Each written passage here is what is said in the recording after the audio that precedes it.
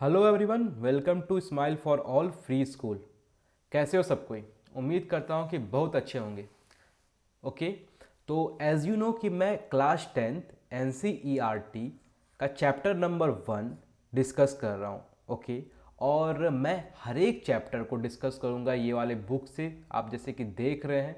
और मैं एक आप लोगों को एश्योरिटी दे रहा हूँ कि अगर आप ये सेशन मेरा कंटिन्यू करते हैं, डेली पढ़ते हैं इस सेशन को, जितना भी मैं लेक्चर्स वगैरह डालता हूँ, तो आप लोगों को कहीं ट्यूशन जाने का ज़रूरत नहीं है। स्कूल के बाद only smile for all free school. Okay, SFA free school. और उम्मीद करते हैं कि आप लोग इस चैनल को सब्सक्राइब कर लिए होंगे और बेल नोटिफिकेशन को ज़रूर दबा दिए होंगे, क्योंकि जितना भी वीडियोस इस चैनल पे मिलेगा आपको फर्दर नोटिफिकेशन के तौर पे यूट्यूब भेज देगा। ओके, तो let me introduce my self. मेरा नाम है अनमोल और मैं बाय प्रोफेशन एक टीचर ही हूँ। ओके, और मैं एक स्कूल में पढ़ाता हूँ और ट्यूशन्स वगैरह भी पढ़ाता हूँ। तो अब मैं आप लोगों को भी पढ़ा रहा हूँ, तो उम्मीद करते हैं कि आप लोगों को ये मेरा सेशंस पसंद आता होगा।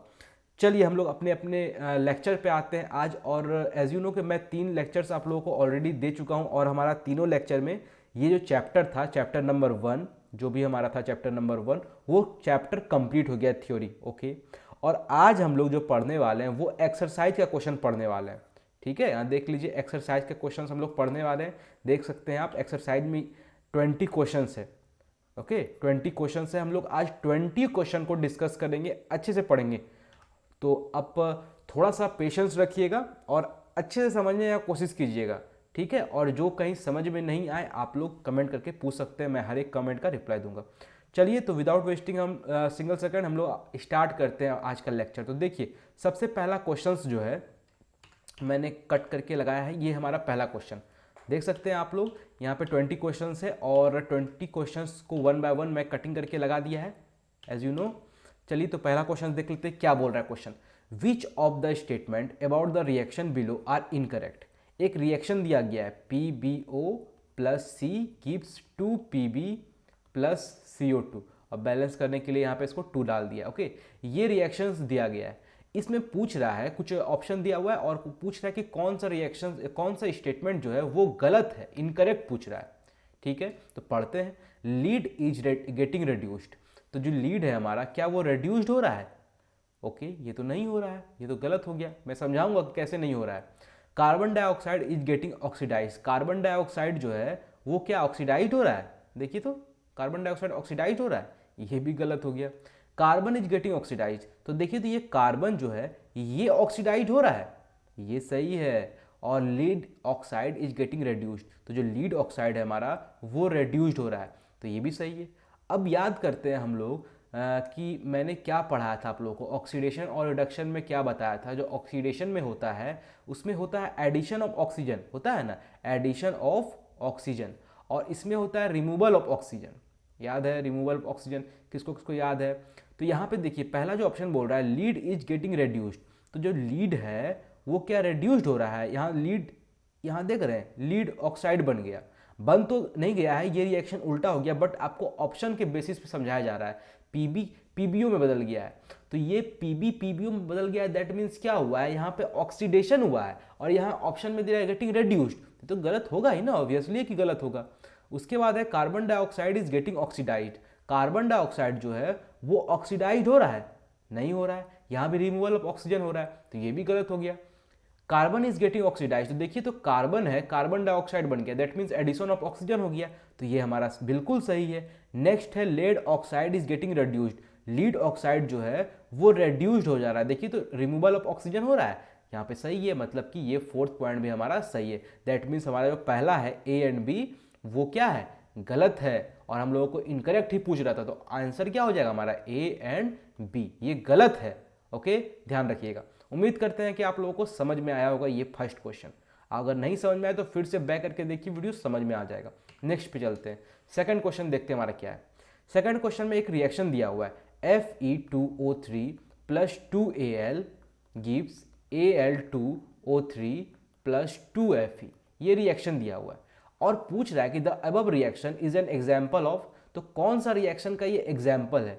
देखिए तो ध्यान से देखिए, कौन सा रिएक्शन का एग्जाम्पल है, कौन सा रिएक्शन का एग्जाम्पल है ये डिस्प्लेसमेंट रिएक्शन का एग्जाम्पल है। याद है ना डिस्प्लेसमेंट रिएक्शन, एक रिएक्शन मैंने बताया था कि जिंक प्लस डाइल्यूट H2SO4 तो क्या बन जाता है ZnSO4 प्लस हाइड्रोजन। तो ये देखिए, तो ये जो यहाँ पे कैटायन था जिंक, ये सल्फ्यूरिक एसिड का सल्फेट का एनायन को निकाल के खुद शादी कर लिया है ना, एक टाइप समझ लीजिए बॉन्ड बना लिया, एंड हमारा जो ये हाइड्रोजन बच गया था उसको निकाल के फेंक दिया। तो इस टाइप का रिएक्शंस को हम लोग डिस्प्लेसमेंट रिएक्शन कहते हैं। और सेम चीज यहाँ पे एल्यूमिनियम कर रहा है ऑक्सीजन के साथ, ये ऑक्सीजन के साथ बॉन्ड बना ले रहा है एंड आयरन को निकाल के फेंक दे रहा है। तो this is the example of displacement reaction. Are you getting my point? आ रहा है समझ में? चलिए नेक्स्ट क्वेश्चन पे चलते हैं। Third number, what happens when dilute hydrochloric acid is added to iron filings. तो the dilute hydrochloric acid, let me write the reaction, dilute HCl okay is added to iron filling, that means plus Fe। अगर मैं एक इसमें Fe जोड़ दूंगा तो क्या बन जाएगा, जल्दी से बताइए क्या बन जाएगा इसमें। ये आयरन क्या करेगा, ये क्लोरीन को निकाल लेगा यहाँ से, FeCl3 और प्लस हाइड्रोजन को निकाल देगा। तो यहाँ पे पूछ क्या रहा है, देखिए तो ऑप्शन में दिया गया है hydrogen gas and iron chloride are form. तो यही तो हमारा पहला बन रहा है, देखिए तो hydrogen gas and iron chloride बन रहा है ना, फेरिक क्लोराइड। ओके, तो वही हो गया यहाँ पे आयरन क्लोराइड। तो सेकंड, थर्ड और फोर्थ ऑप्शन तो हम लोगों को देखना भी नहीं है, बट फिर भी देख लेते हैं। Chlorine gas and iron hydroxide तो बनने की कोई गुंजाइश ही नहीं है, तो ये तो ऑप्शन बिल्कुल ऐसे गलत हो गया। फोर्थ है हमारा नो रिएक्शन टेक्स प्लेस, ऐसा तो कभी होगा ही नहीं। Iron salt and water are produce, ये भी नहीं है, तो हमारा आंसर क्या हो गया, फर्स्ट नंबर। ओके, आ रहा समझ में? चलिए नेक्स्ट क्वेश्चन पे चलते हैं। हमारा नेक्स्ट क्वेश्चन क्या है, what is a balanced chemical equation, why should chemical equation be balanced. यहाँ पे सबसे बड़ा पॉइंट है कि आपको थियोरिटिकल के तौर पे पूछा जा रहा है, क्वेश्चन आंसर के तौर पे पूछा जा रहा है कि what is balanced chemical reaction. तो what is balanced chemical reaction, a reaction which has an equal number of atoms of all the elements on both sides of chemical equations is called balanced chemical equation। पता है ये वाला question सब, ये वाला question में क्या होता है, बैलेंस्ड केमिकल इक्वेशन होता क्या है, जिसमें कि नंबर ऑफ एटम्स जो रिएक्टेंट साइड होता है वो इक्वल होता है number of atoms product side का, है ना। तो इस टाइप के रिएक्शन को हम लोग बैलेंस्ड केमिकल रिएक्शन इक्वेशन या रिएक्शन कहते हैं। और why should chemical equations be balanced, क्यों बैलेंस करते हैं, because law of conservation of mass states that mass can neither be created nor be destroyed, hence in a chemical reaction the total mass of reactants should be equal to the total mass of the product. मतलब कि एक chemical equation में, reaction में जो total mass of reactant होता है वो total mass of product के इक्वल होना चाहिए। ये हमारा लॉ ऑफ कंजर्वेशन ऑफ मास बोलता है, ये स्टेट करता है। ओके, और it means that the total number of atoms of each element should be equal to both sides of the chemical equations। सीधी बात है, hence it is for this reason that chemical equation should be balanced। मतलब कि number of atom जो इधर होना चाहिए उतना ही इधर होना चाहिए, यही हमारा law of conservation of mass state करता है। इस कारण से हम लोग केमिकल इक्वेशन को बैलेंस्ड करके लिखते हैं। Are you getting my point? आ रहा समझ में? उम्मीद करते हैं कि आ रहा होगा। नेक्स्ट चलते हैं, फिफ्थ नंबर क्वेश्चन हमारा क्या बोल रहा है। फिफ्थ नंबर क्वेश्चन क्या है, translate the following statements into chemical equations and then balance them. Good question, मतलब कि वर्ड्स में दिया गया है हम लोगों को और उसके बाद हम लोगों को ये फॉर्मूला में लिखना है और उसके बाद फिर बैलेंस भी करना है। ओके, तो चलिए हम लोग चलते हैं। Hydrogen gas combines with nitrogen, that means hydrogen gas combines with nitrogen H2 plus N2 to form ammonia। You have to know the formula of ammonia and the formula of ammonia is NH3। okay, do remember NH3 होता है ammonia का formula. तो यही आपको reaction बोल रहा है लिखने के लिए। अब रही बात बैलेंस करने की, तो देखिए तो क्या अगर हम यहाँ पे 3 डाल दें तो 3 2 जा 6 हाइड्रोजन हो गया, एंड यहाँ पे देखिए तो हाइड्रोजन 3 है, अगर हम यहाँ पे 2 डाल दें तो 3 2 जा 6 हाइड्रोजन हो गया, बट नाइट्रोजन यहाँ पे 2 हो गया और यहाँ पे पहले से ही नाइट्रोजन 2 है। दैट मीन्स हमारा जो ये रिएक्शन है ये बैलेंस्ड हो गया। सीखिए, ऐसे ही करने को सीखिए और यही सब क्वेश्चंस आपके एग्जामिनेशन में डायरेक्ट आएगा। ओके, जो एनसीईआरटी का बुक चलाता है जो भी स्कूल है ना एनसीईआरटी का, या फिर जो भी सीबीएसई में भी है, सीबीएसई वाले भी हैं तो उनका भी यही सब क्वेश्चंस दिया गया है, बस थोड़ा सा बुक को मॉडिफाई कर दिया गया है। ओके, ये सब बोर्ड लेवल क्वेश्चंस है और आप लोगों को उम्मीद करते हैं कि समझ में आ रहा होगा। फाइन, नेक्स्ट क्वेश्चन पे चलते हैं। बी नंबर क्वेश्चन क्या है हमारा, hydrogen sulphide gas burns in air to give water and sulphur dioxide, that means hydrogen sulfide gas. You have to remember the formula of hydrogen sulfide, and the formula of hydrogen sulfide is H2S. Okay, it burns in air, that means it burns in oxygen. It is the most important thing that anything needs to be burned, है ना। कोई भी चीज़ अगर जलता है तो उसमें hydrogen ज़रूरी है। बिना हाइड्रोजन के कोई चीज़ जलता है, सॉरी बिना ऑक्सीजन के कोई चीज़ जलता है, तो ये ऑक्सीजन कंपलसरी है। ओके, तो अब आप लोगों को रिएक्शंस बताना है, तो इसका रिएक्शन क्या होगा सोच के बताइए। यहाँ पे क्या बनेगा, पानी बनेगा, पानी। तो पानी का फॉर्मूला क्या है, H2O, और क्या बनेगा, सल्फर डाइऑक्साइड। ओके, तो ये रिएक्शंस आपको याद करना होगा। Hydrogen sulphide plus oxygen gives water and sulphur dioxide. अब रही बात हम लोगों को बैलेंस करने की, तो देखिए, तो यहाँ पे अगर हम लोग यहाँ पे 2 डाल दें तो 2 2 ज़ा 4 हाइड्रोजन हो गया, बट यहाँ पे 2 ही हाइड्रोजन है, तो हम लोग क्या करेंगे, यहाँ भी 2 डाल देंगे तो 2 2 ज़ा 4 हाइड्रोजन हो गया। अब ऑक्सीजन को देख लेते हैं, ऑक्सीजन यहाँ पे 2 है और ऑक्सीजन यहाँ पे भी 2 है। अब सल्फर को देख लेते हैं, सल्फर 1 है और सल्फर 1 है, बट यहाँ ऑक्सीजन यहाँ पे भी 2 है, दैट मीन्स 4 ऑक्सीजन है ना। 2 ऑक्सीजन यहाँ पे और 2 ऑक्सीजन यहाँ पे, तो अगर हम लोग 2 यहाँ पे दे दें तो 2 2 4 ऑक्सीजन हो गया और सल्फर भी 1 हो गया, सल्फर भी यहाँ पे 1 हो गया। ओके, आ रहा समझ में। तो यहाँ पे अगर हम लोग 2 डाल दें तब देखिए तो हो रहा है, हाँ अब हो रहा है। तो यहाँ पे हम लोग को 3 डालना होगा। एक बार मैं फ्रेशली लिख देता हूँ, 2H2S plus 3O2 gives 2H2O plus 2 sulphur dioxide. चलिए हम लोग अगर चेक कर लेते हैं, 2 2 ज़ा 4 हाइड्रोजन और इधर 2 2 ज़ा 4 हाइड्रोजन, यहाँ पे 3 2 ज़ा 6 ऑक्सीजन और 2 ऑक्सीजन यहाँ पे है और 2 2 ज़ा 4 मतलब 6 ऑक्सीजन यहाँ भी हो गया। सल्फर 2 गो है, सल्फर 2 गो है, हमारा ये रिएक्शन सही है, बिल्कुल सही है। ओके, उम्मीद करता हूँ कि समझ में आया होगा। नेक्स्ट क्वेश्चन पे चलते हैं जो कि हमारा सी नंबर है। सी नंबर देखते हैं क्या है, barium chloride reacts with aluminium sulphate to give aluminium chloride and a precipitate of barium sulphate. Important question है, बहुत इंपॉर्टेंट क्वेश्चन है। बेरियम क्लोराइड BaCl2 है ना, रिएक्ट्स विथ एल्यूमिनियम सल्फेट, तो एल्यूमिनियम सल्फेट का Al2SO4 होल थ्राइस। ओके, ये आप लोगों को याद करना होगा, to give aluminium chloride that means AlCl3 and plus barium sulphate BaSO4, है ना। ये सब रिएक्शंस मैं इस तरह इसलिए इतना जल्दी कर रहा हूँ क्योंकि मुझे वैलेंसी सब याद है। आप लोगों को वैलेंसी फर्स्ट ऑफ ऑल याद करना होगा, मैंने पिछले लेक्चर पे भी आप लोगों को ये रिमाइंड किया था, बताया था। ओके, चलिए इसको बैलेंस कर लेते हैं। यहाँ पे देखिए, अगर मैं यहाँ पे 3 डाल देता हूँ, ओके, यहाँ पे 3 डालता हूँ तो कितना हो गया, 3Ba हो गया, है ना। तो यहाँ भी हम लोगों को 3 डालना होगा। अब देखिए, अगर यहाँ पे मैं 2 डाल देता हूँ तो क्या ये बैलेंस्ड हो गया, चलिए देखते हैं एक बार। 3 बेरियम यहाँ पे है, 3 बेरियम यहाँ पे भी है, एंड 3 2 6 क्लोरीन है और 3 2 6 क्लोरीन है। उसके बाद एल्यूमिनियम 2 पीस है, 2 पीस यहाँ भी एल्यूमिनियम है। उसके बाद सल्फर हमारा पास कितना है, 3 है, सल्फर हमारे पास 3 है, देखिए है ना, अलग अलग करके देखिए। फिर ऑक्सीजन 4 तो है ही और प्लस यहाँ पे 3 है, दैट मीन्स 4 3 12 ऑक्सीजन है ना। तो देख लेते हैं यहाँ पे देखिए 4 है एंड ये 3 है, दैट मीन्स 4 3 12 ऑक्सीजन है। अब हमारा ये केमिकल रिएक्शंस क्या है, बैलेंस्ड है। बैलेंस भी करना बहुत ज़्यादा ज़रूरी है। ओके, चलिए नेक्स्ट क्वेश्चन पे चलते हैं। नेक्स्ट क्वेश्चन क्या है हमारा, नेक्स्ट क्वेश्चन है हमारा कौन सा नंबर है, 4th number, that means D number. Potassium metal reacts with water to give potassium hydroxide, that means potassium metal K reacts with water H2O, तो ये क्या देता है, potassium hydroxide, that means KOH and hydrogen gas plus hydrogen, है ना। कोई दिक्कत नहीं है इसमें।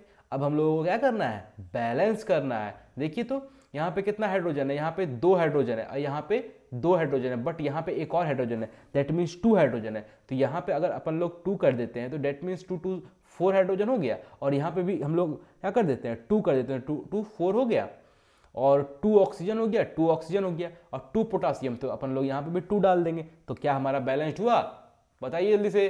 किसी को समझ में नहीं आया, समझ में नहीं आया तो चुल्लू भर के पानी में जाके डूब जाइए। मजाक कर रहा था। ओके, समझने की कोशिश कीजिए, नहीं आ रहा तो फिर भी समझने की कोशिश कीजिए। पोटासियम जब वाटर के साथ रिएक्ट करेगा तो पोटासियम हाइड्रोक्साइड बनाएगा, ये हमारा क्वेश्चन में खुद बोल रहा है, अपने से नहीं हम लोग कर रहे हैं। और हाइड्रोजन गैस बनाएगा, तो हाइड्रोजन गैस को H2 लिखते हैं। ये सब आपको थोड़ा सा प्रैक्टिस करना होगा, practice makes a man perfect, बिना प्रैक्टिस किए नहीं होगा। ओके, तो हमारा अब नेक्स्ट क्वेश्चन है 6 number, balance the following chemical equation. बस बैलेंस करना है, ज़्यादा दिमाग नहीं लगाना है। HNO3 plus CaOH whole twice gives CaNO3 whole twice plus H2O। Balance कीजिए, फटाक से बैलेंस कीजिए। कैसे कैसे बैलेंस होगा? बैलेंस करने का मैंने तरीका क्या बताया आप लोगों को, बस ज़्यादा दिमाग नहीं लगा देना है। यहाँ पे 2 डाल देना है और यहाँ पे 2 हाइड्रोजन हो गया, और यहाँ पे 2 hydrogen already, that means 4 hydrogen हो गया, और यहाँ पे 2 हाइड्रोजन है, तो यहाँ पे अगर 2 अपन लोग डाल देंगे तो देखिए तो हो गया, बैलेंस्ड हो गया। करके देखिए एक बार, हाँ बैलेंस तो हो गया। यहाँ पे 2 हाइड्रोजन 4 हाइड्रोजन हो गया, 4 हाइड्रोजन हो गया, 2 नाइट्रोजन हो गया, और यहाँ पे भी 2 नाइट्रोजन हो गया, और 6 ऑक्सीजन और plus 2 oxygen, that means 8 oxygen. यहाँ पे 2 ऑक्सीजन और यहाँ पे 3 2 6 ऑक्सीजन, दैट मीन्स 8 ऑक्सीजन। ये हमारा बैलेंस्ड है। कैल्शियम भी 1 है, यहाँ भी कैल्शियम 1 है, नाइट्रोजन 2 है, नाइट्रोजन 2 है ना, यहाँ बाहर से 2। ये बाहर वाला जो होता है नंबर रहता है, ये सबके साथ मिलता है, ये याद रखिएगा। ये नहीं कि सिर्फ ये 2 हाइड्रोजन के साथ ही लगेगा, ये 2 सबके साथ, इसके साथ भी, इसके साथ भी, एंड इसके साथ भी, है ना। ओके, नेक्स्ट पे चलते हैं। ये वाला को रिएक्शन को बैलेंस कीजिए। NaOH plus H2SO4 gives Na2SO4 plus H2O। जल्दी से यहाँ पे अगर अपन लोग 2 डाल दे, और कहाँ पे 2 डाल दे, यहाँ पे 2 डाल दे, क्योंकि 4 हाइड्रोजन बनाना है हम लोगों को। यहाँ पे 2 हाइड्रोजन हो ही गया है, यहाँ पे 2 हाइड्रोजन हो गया है, तो यहाँ पे और 2 डालने से क्या हो रहा है, 4 हाइड्रोजन हो जा रहा है। और देखिए तो सोडियम भी 2 हो गया, सोडियम यहाँ भी 2 है, सल्फर 1 है, सल्फर यहाँ पे 1 है, ऑक्सीजन 4 प्लस 2 6 है, और ऑक्सीजन यहाँ पे 2 और 4, दैट मीन 6 है। तो ये भी हमारा बैलेंस हो गया। तो हमारा बैलेंस्ड केमिकल इक्वेशन, इसका आंसर क्या हो जाएगा, 2NaOH plus H2SO4 gives Na2SO4 plus 2H2O। Fine, आ रहा समझ में? चलिए नेक्स्ट क्वेश्चन पे चलते हैं। पॉज करके ये सब लिख लीजिए, एग्जामिनेशन में आप लोगों को बहुत काम देगा। नेक्स्ट क्वेश्चन क्या है हमारा, NaCl plus AgNO3 gives AgCl plus NaNO3। Okay, चलिए जल्दी से बताइए इसका आंसर क्या होगा। शायद मेरे हिसाब से, मेरे अकॉर्डिंगली ये बैलेंस्ड है क्या, अपन लोग देख लेते हैं एक बार। देखिए जल्दी से, बैलेंस्ड है क्या? ये ऑलरेडी बैलेंस्ड है ना। यहाँ पे सोडियम 1 है, यहाँ भी सोडियम 1 है, यहाँ पे सिल्वर 1 है, यहाँ भी सिल्वर 1 है, क्लोरीन 1 है, क्लोरीन 1 है, ऑक्सीजन 3 है, ऑक्सीजन 3 है, और नाइट्रोजन 1 है। दैट मीन्स ये ऑलरेडी बैलेंस्ड है, हम लोग को बैलेंस करने का जरूरत नहीं है। फाइन, नेक्स्ट क्वेश्चन पे चलते हैं।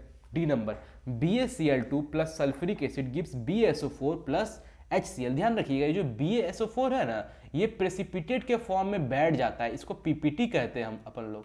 PPT means what, precipitate. That means अगर ये केमिकल को अपन लोग टेस्ट ट्यूब में डालेंगे तो ये जो होगा, ये प्रेसिपिटेट के फॉर्म में गढ़िया होके होता है ना, एकदम दही की तरह वो नीचे बैठ जाएगा, जमने लगेगा हल्का हल्का, घुलेगा नहीं। मतलब कि ये सॉल्यूशन के तौर पे एक ट्रांसपेरेंट नहीं बनेगा, ये व्हाइट फ्लूइड बन जाएगा, व्हाइट मिल्की फ्लूइड टाइप का, एकदम गढ़िया टाइप का, और उसी को प्रेसिपिटेट कहते हैं। ओके, ये जम जाता है अंदर में जाकर। कैसे ब्लड को अगर हम लोग बहुत देर तक छोड़ देते हैं तो पानी ऊपर हो जाता है और खून नीचे हो जाता है ना।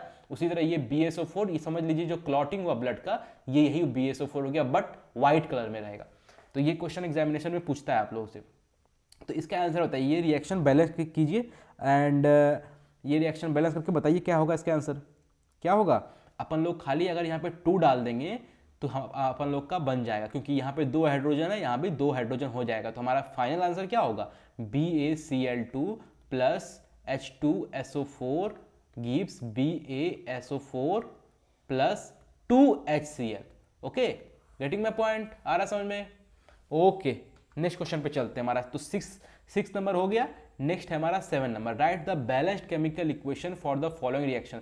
फिर से वही क्वेश्चन है, बैलेंस्ड केमिकल इक्वेशन। तो मैं सिर्फ आंसर आप लोगों को बता रहा हूं, क्योंकि ऑलरेडी मैंने स्टेप बाय स्टेप समझा दिया है ना। कोई दिक्कत होगा तो बताइएगा। CaOH whole twice plus carbon dioxide, that means CO2 gives calcium carbonate CaCO3 plus water, that means H2O, है ना। इसे अपन लोग को बैलेंस करना है, तो ये already balanced I think. B number question है हमारा, zinc plus silver nitrate, that means AgNO3 gives zinc nitrate ZnNO3 whole twice plus 2Ag, sorry 2 मैंने पहले ही डाल दिया तो Ag निकलेगा यहाँ पे, है ना, क्योंकि यहाँ पे सिल्वर बोला जा रहा है। अब अगर बैलेंस करेंगे तो यहाँ पे अगर अपन लोग 2 डाल देंगे, ओके, और यहाँ भी 2 डाल देंगे तो अपन लोग का ये रिएक्शन बैलेंस हो जाएगा। तो थोड़ा प्रैक्टिस कीजिए, खुद ब खुद करने लगिएगा। थोड़ा प्रैक्टिस मांगता है, बिना प्रैक्टिस किए होगा बिहार आती कोड़ो नहीं ना रो पाता है, सुने हैं ना कहावत, ये हम लोगों के साइड चलता है। ओके, तो प्रैक्टिस कीजिए, सब हो जाएगा। Aluminium plus copper chloride CuCl क्या होगा 2 gives aluminium chloride, that means AlCl3 plus copper. अब अपन लोग इसे बैलेंस कर लेते हैं। बैलेंस करने के लिए यहाँ पे 2 डाल देते हैं और उसके बाद एल्यूमिनियम 2 हो गया तो यहाँ भी 2 डाल देते हैं एल्यूमिनियम, और उसके बाद क्या है यहाँ पे कॉपर 3 हो गया है ना, यहाँ पे देखिए तो कॉपर 3 हो गया है, दैट मीन्स तो कॉपर को अपन लोग यहाँ भी 3 डाल देते हैं, है ना। तो ये हमारा रिएक्शन बैलेंस्ड हो गया ऑलरेडी। ओके, चलिए डी नंबर पे आते हैं। डी नंबर हमारा barium chloride, that means BaCl2 plus potassium sulphate K2SO4। ये सब रिएक्शंस किसी किसी को समझ में नहीं आ रहा होगा, है ना, किनको समझ में नहीं आ रहा है ये सब कैसे मैं कर रहा हूँ। ये फॉर्मूला बनाने सीखे कि नहीं, मैंने ऑलरेडी पहले लेक्चर में आप लोगों को सिखा दिया फॉर्मूला बनाने। अगर आप लोगों को देखना है तो वो लेक्चर जाके देखिए, समझिए, पहले कोशिश की समझने का। पढ़ाई अगर करना है तो थोड़ा सीरियसली पढ़िए, अच्छे समझिएगा। अब फकैती कर रहे हैं तब तो फिर फकैती में ही रह जाइएगा। चलिए, K2SO4 gives barium sulphate, that means BaSO4। मैंने अभी तुरंत समझाया कि BaSO4 क्या है, प्रेसिपिटेट है, व्हाइट टाइप का, बैठ जाता है नीचे। Potassium chloride, that means K जल्दी से Cl, पोटासियम क्लोराइड, है ना। तो इसे हम अब अपन लोग बैलेंस कर देते हैं। यहाँ पे अगर सिर्फ 2 डाल देंगे तो ये बैलेंस्ड हो जाएगा, क्योंकि K2SO4 में K जो है वो 2 है और यहाँ भी 2 डालने से ये रिएक्शन हमारा बैलेंस्ड हो गया, है ना। आ रहा है समझ में? तो जल्दी जल्दी शेयर भी कर दीजिए एक बार से, ओके। जिनको ये क्लास ज़रूरी होगा वो कर लेंगे। चलिए नेक्स्ट क्वेश्चन पे चलते हैं, 8 नंबर। फिर से वही क्वेश्चन है क्या, right the balance chemical equation for the following and identify the type of reaction in each case. चलिए यहाँ पे एक इंपॉर्टेंट चीज डाल दिया कि आइडेंटिफाई भी करना है कि किस टाइप का ये रिएक्शन है ना। जो हम लोग 4 पढ़े थे, combination, decomposition, displacement and double displacement, तो उनमें से हम लोगों को आइडेंटिफाई करना है। पोटासियम ब्रोमाइड तो KBr, है ना, KBr plus barium iodide, that means BaI gives potassium iodide Ki plus barium bromide, that means Ba जल्दी से Br2, है ना। तो ये अब बताइए कि क्या किस टाइप का रिएक्शन है और क्या ये बैलेंस्ड है, क्या बैलेंस्ड नहीं है। तो यहाँ पे अपन लोग को 2 डालना होगा। 2 डालने से क्या हो जाएगा, 2 पोटासियम और 2 ब्रोमाइड बन जाएगा। तो यहाँ पे अपन लोग को भी 2 डालना होगा और उसके बाद आई थिंक कि बैलेंस्ड हो गया, हाँ उसके बाद बैलेंस्ड हो गया है ना। यहाँ पे आयोडीन का शायद 2 होगा क्योंकि बेरियम का वैलेंसी 2 होता है। ओके, अब मुझे बताइए कि ये कौन सा रिएक्शन है। ये है डबल डिस्प्लेसमेंट रिएक्शन। ये देखिए पोटासियम इसके साथ चले गया और ये बेरियम इसके साथ चले गया, ब्रोमीन के साथ, है ना। तो ये कौन सा रिएक्शन है, ये डबल डिस्प्लेसमेंट DD मैं लिख रहा हूँ। ओके, बी नंबर देखते हैं। बी नंबर क्या है, जिंक कार्बोनेट जल्दी से ZnCO3, है ना, जिंक कार्बोनेट। और ये बोल रहा है कि अगर इसे हम लोग डायरेक्टली हीट करेंगे या फिर इलेक्ट्रिसिटी पास करेंगे तो जिंक ऑक्साइड बनेगा, ओके, और कार्बन डाइऑक्साइड बनेगा। तो ये तो साफ ही बोल रहा है आंसर कि मैं डिकम्पोजिशन हूँ, बोल रहा है ना, पकड़ के बोल रहा है डिकम्पोजिशन हूँ। क्योंकि देखिए एक जो है कंपाउंड ये टूट रहा है तो ही ना ये 2 कंपाउंड बना रहा है अलग अलग, zinc oxide and carbonate, that means carbon dioxide बना रहा है। तो CO2 लिख देंगे अपन लोग, CO2 लिख देंगे, है ना। तो इसका आप देखिए तो क्या ये बैलेंस्ड है ऑलरेडी। यहाँ पे जिंक 1 है, यहाँ पे जिंक 1 है, कार्बन 1 है, कार्बन इधर भी 1 है और ऑक्सीजन 3 है। तो यहाँ पे 1 ऑक्सीजन और यहाँ पे 2 ऑक्सीजन, दैट मीन्स ये क्वेश्चन हमारा बैलेंस्ड है। Hydrogen H2 plus Cl2 gives hydrogen chloride, that means HCl। ये HCl का फॉर्मेशन है। यहाँ पे अगर सनलाइट हम लोग रख देंगे तो ये एसिड बन जाएगा। तो यहाँ पे सिर्फ अगर हम लोग 2 डाल देते हैं तो ये रिएक्शन बैलेंस्ड हो गया। और ये कौन सा है, ये डिकम्पोजिशन था हमारा, डिकम्पोजिशन, मैं DEC लिख रहा हूँ। और ये कौन था, कॉम्बिनेशन, COM लिख रहा हूँ, ओके, COM भी लिख देता हूँ। चलिए अब डी नंबर है हमारा magnesium plus hydrochloric acid, magnesium that means Mg plus hydrochloric acid HCl gives क्या होगा, magnesium chloride, that means MgCl क्या होगा 2 प्लस हाइड्रोजन, है ना। तो क्या ये बैलेंस्ड है? देखिए तो बैलेंस्ड है, नहीं है बैलेंस्ड, तो अपन लोग को यहाँ पे सिर्फ 2 डालना है क्योंकि 2 हाइड्रोजन है। अब देखिए ये हमारा क्वेश्चन बैलेंस्ड हो गया। और ये किसका एग्जाम्पल है? ये डिस्प्लेसमेंट का है ना, डिस्प्लेसमेंट का। क्यों? देखिए तो ये मैग्नीशियम है, ये मैग्नीशियम ये क्लोरीन को यहाँ पे जाके इस क्लोरीन के साथ मिल गया और यहाँ पे जाके ये MgCl2 बन गया। आ रहा है समझ में? और हाइड्रोजन को निकाल के फेंक दिया, जाओ भैया तुम अपना घर जाओ। ओके, चलिए नेक्स्ट क्वेश्चन पे चलते हैं। 9 नंबर। अब हमारा ये रिएक्शन वाला खत्म हो गया है। अब पूछ रहा है कि what do you mean by exothermic and endothermic reaction. Exothermic और एंडोथर्मिक क्या होता है? तो हम लोग पढ़ते हैं, chemical reactions that releases energy in the form of heat, light और साउंड आर कॉल्ड एक्सोथर्मिक। मतलब ऐसा केमिकल रिएक्शंस जिसमें कि हीट रिलीज होता है, दैट मीन्स हमारा जो रिएक्शन हो रहा है उसमें अगर हीट रिलीज हो रहा है या फिर लाइट रिलीज हो रहा है या फिर साउंड रिलीज हो रहा है तो उसे हम लोग एक्सोथर्मिक रिएक्शन कहते हैं। बट बेसिकली हम लोग जानते हैं कि हीट क्या हो रहा है? रिलीज हो रहा है। ओके, हीट इवॉल्व हो रहा है, रिलीज कहिए, इवॉल्व कहिए, हीट निकल रहा है एक रिएक्शन में, तो वैसा रिएक्शन को अपन लोग क्या कहते हैं? Exothermic. Getting my point. Next है एंडोथर्मिक, तो जस्ट इसका उल्टा हो गया, ऐसा रिएक्शन जिसमें हीट क्या है? हीट को जरूरी हो, मतलब हीट का प्रोसेस जरूरी हो, दैट मीन्स हम लोग एक बार पढ़ लेते हैं, एब्जॉर्प्शन हो, रिएक्शन दैट एब्जॉर्ब एनर्जी और रिक्वायर्स एनर्जी, मतलब हीट जरूरी हो, वो एब्जॉर्ब कर रहा है, तो वैसा रिएक्शंस को अपन लोग क्या कहते हैं? Endothermic reactions. और अगर आप लोगों को अच्छे से अपने आंसर को लिखना है तो आप लोग ये रिएक्शंस को लिख सकते हैं, वरना नहीं लिख सकते हैं। गिव एग्जांपल पूछ रहा है तो बस example, mixture of sodium and chloride to yield table salt, and endothermic में है जो हमारा फोटोसिंथेसिस होता है, वो भी एक एग्जांपल है किसका? एंडोथर्मिक का, क्योंकि इसमें क्या होता है? एनर्जी रिक्वायर्ड होता है, एब्जॉर्ब होता है ना। चलिए नेक्स्ट चलते हैं। Why is respiration considered as exothermic reaction. तो रिस्पिरेशन जो है हमारा, जो हम लोग सांस लेते हैं, वो एक्सोथर्मिक रिएक्शन क्यों कहलाता है? चलिए पढ़ते हैं।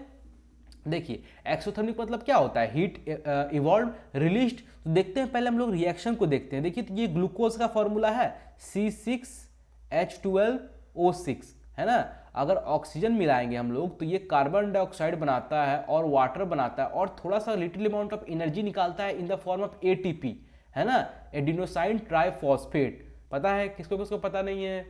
अगर पता नहीं है तो जानिए, और पता है तो well and good. Adenosine triphosphate आप लोगों को एग्जामिनेशन में इसका फुल फॉर्म भी पूछता है, तो थोड़ा सा आप लोग माइंड में रखिए इसको, और एग्जाम पॉइंट ऑफ व्यू से बहुत इंपॉर्टेंट है। फाइन, तो ये रिएक्शन हमारा क्या होता है? रिस्पिरेशन में होता है ना। ग्लूकोज क्या होता है? बर्न करता है, तो ये कार्बन डाइऑक्साइड जो निकालता है हम लोग एक्सेल करते हैं, वाटर वेपर थोड़ा सा निकलता है और लिटिल अमाउंट ऑफ एनर्जी निकलता है। यही चीज इतना बड़ा लिखा हुआ है, ओके, आप पढ़ सकते हैं। इसी कारण से ये जो एटीपी निकला, एनर्जी निकला, इसीलिए रेस्पिरेशन को हम लोग एक्सोथर्मिक रिएक्शंस कहते हैं। तो इतना दूर तक किसको किसको दिक्कत हुआ और किसको किसको नहीं हुआ?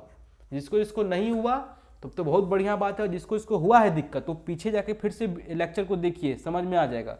ओके, तो हमारा 10 क्वेश्चंस कंप्लीट हो गए हैं। अब हम लोग पढ़ते हैं अपने नेक्स्ट पार्ट पे, जो कि हमारा 11 क्वेश्चन है। 20 क्वेश्चन है, मैंने आप लोगों को बताया। चलते हैं 11 क्वेश्चन पे। Why are decomposition reactions called the opposite of combination reaction. तो डिकम्पोजिशन में क्या होता है? कोई एक चीज टूट के दो या दो चीज में बनता है ना। और कॉम्बिनेशन मतलब क्या होता है? जब दो चीज जुटता है और एक नया तीसरा चीज बनता है तो ये कॉम्बिनेशन रिएक्शन कहलाता है। तो जाहिर सी बात है, यहाँ अपन लोग देख रहे हैं कि ये इसका उल्टा है, तो वही चीज लिखा हुआ है, decomposition reactions are those in which compound breaks to down into form two or more substances. ऐसा रिएक्शन जिसमें कि कंपाउंड जो होता है वो टूट जाता है और दो या दो से ज्यादा सब्सटेंस में बनने लगता है। और this reactions requires a source of energy to proceed, thus they are the exact opposite of combination reaction in which two or more substances combine to give a new substance with the released energy, है ना। तो यहाँ पे देखिए decomposition में क्या होता है? वाटर को जब हम लोग इलेक्ट्रोलाइसिस से तोड़ देंगे तो ये हाइड्रोजन और ऑक्सीजन में बदल जाएगा, आ रहा समझ में। और कॉम्बिनेशन में क्या होता है? यही वापस में दोनों चीज को अगर मिला देंगे तो ये क्या बन जाएगा? वाटर बन जाएगा और प्लस थोड़ा सा एनर्जी निकालेगा। तो इसलिए हम लोग क्या कहते हैं इसको? डिकम्पोजिशन और रिएक्शन आपस में उल्टा होता है, और ये रिएक्शंस आप लोगों को एग्जामिनेशन में दिखाना होगा लिख के। ओके, तो 11 नंबर समझ में आ गया। 12 पे आते हैं। Write one equation each of decomposition reactions where energy is supplied in the form of heat, light or energy. That means कि आप लोगों को देना है, इक्वेशन लिखना है फॉर डिकम्पोजिशन रिएक्शन के लिए, जहाँ पे एनर्जी जो है वो सप्लाई किया जा रहा है इन the form of heat, light or energy, electricity. तो पहला है थर्मल डिकम्पोजिशन में। ओके, थर्मल डिकम्पोजिशन में आप लोगों को बताना है ए नंबर, दैट मीन्स जो हीट से हो रहा है उसे थर्मल डिकम्पोजिशन कहा जा रहा है। तो देखिए तो फेरस सल्फेट FeSO4, अगर आप लोगों को दिख नहीं रहा है तो मैं लिख देता हूँ, FeSO4 अगर हीट करेंगे तो ये क्या बनेगा, Fe2O3 plus sulphur dioxide plus क्या बनेगा, सल्फर ट्राइऑक्साइड। ओके, तो ये हमारा क्या हो रहा है, इसमें हीट से डिकम्पोजिशन हो रहा है ना। अब पूछा जा रहा है कि लाइट से भैया डिकम्पोजिशन करके दिखाइए, तो हम लोग ले लेते हैं AgCl और इसको अगर हम लोग सनलाइट में रख देंगे तो ये Ag बन जाएगा, दैट मीन्स अलग अलग हो जाएगा Ag और Cl2। ओके, और अगर हम लोग बिजली से हम लोगों को तोड़ना है तो Al2O3 अपन लोग ले लेंगे और इसमें इलेक्ट्रिसिटी लगा देंगे, ये बिजली का साइन बना देता हूं मैं। ओके, तो अल्युमिनियम अलग हो जाएगा भैया और ऑक्सीजन अलग हो जाएगा, ये अपन लोग बैलेंस कर लेते हैं। तो बैलेंस कर लेते हैं, यहाँ पे देखिए मैंने ऑलरेडी आप लोगों को आंसर लगा दिया काट के, तो आप लोग देख सकते हैं। Are you getting my point, आ रहा है समझ में। तो ये हीट से हो गया भैया, ये हो गया लाइट से, ये हो गया इलेक्ट्रिसिटी से। आ रहा है समझ में सबको। ओके, नेक्स्ट चलते हैं 30 number. What is the difference between displacement and double displacement reaction? Write equation for the reaction. तो डिफरेंस पूछ रहा है क्या होता है डिस्प्लेसमेंट और डबल डिस्प्लेसमेंट में।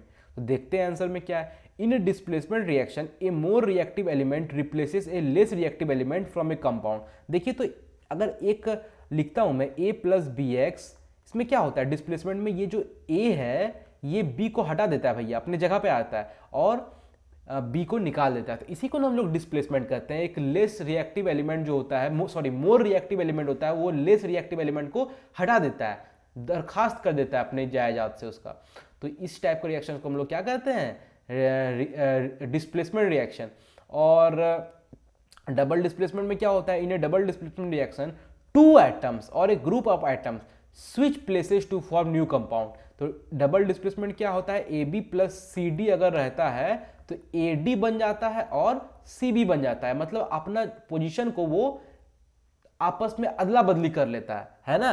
तो ऐसे रिएक्शन को हम लोग डबल डिस्प्लेसमेंट कहते हैं। तो देखिए यहाँ पे रिएक्शन मैंने लिख दिया है, CuSO4 plus zinc gives ZnSO4 plus Cu। ये कॉपर, ये जिंक क्या किया, ये जिंक कॉपर को निकाल के फेंक दिया और अपने जगह इसके जगह पे आ गया और कॉपर को यहाँ पे निकाल दिया, है ना। और डबल डिस्प्लेसमेंट में क्या हो रहा है देखिए तो Na2SO4 प्लस BaCl2, ये क्या कर रहा है, BaSO4 मतलब अदला बदली कर ले रहा है प्लस NaCl, है ना। कितना इजी है, बहुत इजी है। चलिए नेक्स्ट क्वेश्चन पे चलते हैं। In the refining of silver, silver का रिफाइनिंग में the recovery of silver from silver nitrate solution involve displacement bye copper metal, write down the reaction involve. मतलब कि जब हम लोग सिल्वर का रिफाइनिंग करते हैं तो सिल्वर को रिकवर जब करते हैं सिल्वर नाइट्रेट का सॉल्यूशन से, तो इसमें डिस्प्लेसमेंट मेथड, डिस्प्लेसमेंट रिएक्शन होता है कॉपर मेटल का। तो वो रिएक्शंस लिखने बोल रहा था। देखिए कितना अच्छा रिएक्शन है, AgNO3 सिल्वर नाइट्रेट क्वेश्चन में बोल ही रहा है, और कॉपर से जब मिलाते हैं तो ये कॉपर क्या करता है, ये सिल्वर को डिस्प्लेस कर देता है, that means CuNO3 whole twice, और प्लस सिल्वर को टाटा बाय बाय कर देता है, Ag वो अलग कर देता है ना।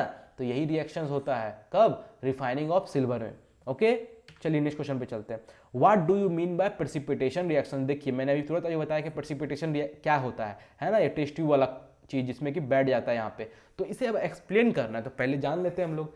ए reaction in which N insoluble solid is formed is called precipitate reaction. मैंने अभी तुरंत बताया कि इनसॉल्युबल सॉलिड फॉर्म हो जाता है जो कि रिएक्ट नहीं होता है ना, घुलता नहीं है, इनसॉल्युबल होता है, प्रेसिपिटेट कहते हैं उसको। तो वैसा रिएक्शन को क्या कहते हैं, प्रेसिपिटेशन रिएक्शन। तो यहाँ पे आप लोगों को एक रिएक्शन दिया गया है अभी, Na2CO3 plus CaCl2 gives CaCO3, है ना, प्लस 2NaCl। तो ये हमारा क्या हो जाता है, CaCO3 भी बैठ जाएगा। In this reaction calcium carbonate is obtained as a precipitate, hence it is a precipitation reaction. तो ये जो कैल्शियम कार्बोनेट है इसे डाउनवर्ड एरो में रिप्रेजेंट कर दे रहा हूँ, ये जाके टेस्ट ट्यूब में बैठ जाएगा और ये इनसॉल्युबल हो जाएगा, दैट मीन्स ये प्रेसिपिटेट हो जाएगा। और इस रिएक्शन को हम लोग क्या कहेंगे, प्रेसिपिटेशन रिएक्शन। आ रहा समझ में। चलिए 16 नंबर में आते हैं, explain the following term of gain और lose of oxygen with 2 examples each. That means oxidation और रिडक्शन में आप लोग को समझाना है दो रिएक्शंस के तौर पे, दो एग्जाम्पल के तौर पे। तो सबसे पहले मैं बता देता हूँ आप लोगों को, oxidation is the gain of oxygen. पहले ही बताया मैंने स्टार्टिंग में ही कि ऑक्सीजन मतलब क्या होता है, ऑक्सीजन का गेन मतलब प्लस ओ हो गया, और रिडक्शन मतलब क्या हुआ, माइनस ओ हो गया। बस ऐसे याद रखिए, है ना। तो एक रिएक्शन दिया हुआ है इसमें, CO2 plus H2 gives CO plus H2O, है ना। तो देखिए तो यहाँ पे क्या हो रहा है, लॉस हो रहा है, किसका लॉस हो रहा है, ऑक्सीजन का, और यहाँ पे क्या हो रहा है, गेन ऑफ ऑक्सीजन हो रहा है। तो ये हमारा क्या हो गया, रिडॉक्स रिएक्शन हो गया, एडिशन ऑफ ऑक्सीजन। तो यहाँ पे हमारा एडिशन हो रहा है ना ओवरऑल, तो ये भी ऑक्सीडेशन का एक एग्जाम्पल के तौर पे आप लिख सकते हैं। नेक्स्ट है हमारा Cu plus O2 gives CuO, है ना। तो देखिए तो यहाँ भी ऑक्सीजन जुड़ जा रहा है कॉपर में, तो ये भी हमारा क्या हो गया, ऑक्सीडेशन, है ना। बी है हमारा रिडक्शन। अब रिडक्शन किसे कहते हैं, रिडक्शन कहते हैं, reduction is the loss of oxygen. मैंने यहाँ बताया कि माइनस हो, ओके। तो एग्जाम्पल के तौर पे अगर अपन लोग देखते हैं तो carbon dioxide plus H2 gives CO plus H2O, है ना। तो देखिए तो यहाँ पे ये तौर पे ये पहला वाला जो था लॉस ऑफ ऑक्सीजन हो रहा है, तो इसमें भी अपन लोग लिख सकते हैं कि ये रिडक्शन का एग्जाम्पल है। और नेक्स्ट एक और हम अपन लोग देख लेते हैं जो कि सेकंड के तौर पे दिया हुआ है, कॉपर ऑक्साइड प्लस हाइड्रोजन को अपन लोग हीट करेंगे तो ये क्या बन जाएगा, कॉपर प्लस H2O, ओके। तो ये देखिए तो CO था, तो यहाँ पे लॉस ऑफ ऑक्सीजन हो गया, कॉपर बन गया सीधे, तो ये क्या हो गया, ये भी रिडक्शन हो गया। तो in equation 1 copper dioxide copper बोलता हूँ मैं, carbon dioxide is reduced to carbon monoxide, and in equation 2 copper oxide is reduced to copper, है ना। कॉपर ऑक्साइड कॉपर में रेड्यूस्ड हो गया, और पहला वाला में क्या था, कार्बन डाइऑक्साइड कार्बन मोनोऑक्साइड में रिड्यूस्ड हो गया, है ना। तो ये सब रिएक्शन एग्जाम्पल हो गया, आप इसे पॉज करके देख सकते हैं, लिख सकते हैं कॉपी में। नेक्स्ट चलते हैं, ये क्वेश्चन बहुत इंपॉर्टेंट है।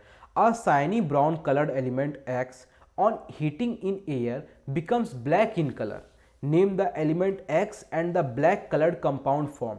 तो बोल रहा है कि ये एक शाइनी ब्राउन कलर्ड एलिमेंट है X, ओके। इसको अपन लोग हीट कर रहे हैं एयर में, तो वो क्या हो जा रहा है, हीट कैसे करेंगे, ऑक्सीजन मिला के हीट करेंगे, तो वो एक एलिमेंट बन जा रहा है ब्लैक कलर का कंपाउंड। तो अपन लोग जानते हैं कि ऐसा जो ब्लैक कलर है वो CuO ही बनता है अधिकतर करके, याद रखिए। इस तरह ब्लैक कलर का कहीं भी कंपाउंड आए ना तो वो कॉपर ऑक्साइड ही रहेगा, ध्यान रखिएगा। ये एग्जामिनेशन का थोड़ा सा ट्रिकी वाला क्वेश्चन है कि अपन जो स्टूडेंट जिसको इसको याद है उसको मिल जाएगा मार्क्स, जिसको उसको याद नहीं है उसको नहीं मिलेगा। तो यहाँ पे कॉपर ऑक्साइड क्या है, ब्लैक कलर सब्सटेंस है, और ये X यहाँ पे क्या हो सकता है, आप ही लोग बताइए। जब तक यहाँ कॉपर ऑक्सीजन के साथ नहीं मिलेगा तब तक कैसे कॉपर ऑक्साइड बनेगा, तो ये हमारा रिएक्शन हो गया। ये थोड़ा कॉमन सेंस वाली बात थी, है ना। तो इसे अपन लोग अब क्या कर देते हैं, बैलेंस्ड कर देते हैं, क्योंकि बैलेंस्ड क्या है, लॉ ऑफ कंजर्वेशन ऑफ मास है, करना ही पड़ेगा भैया, जरूरी है। तो यही हमारा आंसर हो गया। नेक्स्ट चलते हैं, why do we apply paint on iron article, क्यों अप्लाई करते हैं पेंट, तो जाहिर सी बात है पेंट क्या करता है, रस्टिंग होने से बचाता है हमारा आयरन आर्टिकल में, कोरोजन होने से बचाता है। तो ये देखिए मैंने इंग्लिश में लिख दिया है, iron articles are painted because it prevents them from rusting, वो रोकता है, प्रिवेंट मतलब रोकता है।